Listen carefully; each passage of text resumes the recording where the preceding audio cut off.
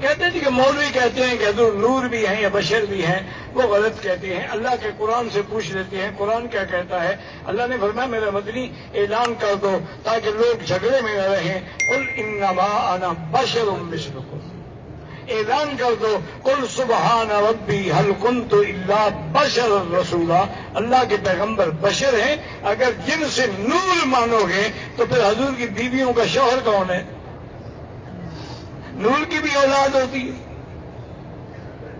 نور کی بھی بیویاں ہوتی، نور کے بھی دندان زخمی ہوتے ہیں، نور کو بھی جنگ میں تکلیف ہے۔ خدا کا خوف کرو، آپ بشر ہیں، سید البشر ہیں اور امام الاولین والآخرین ہیں، اور یہی تو کمال ہے کہ بشر ہو کے معراج میں جائے۔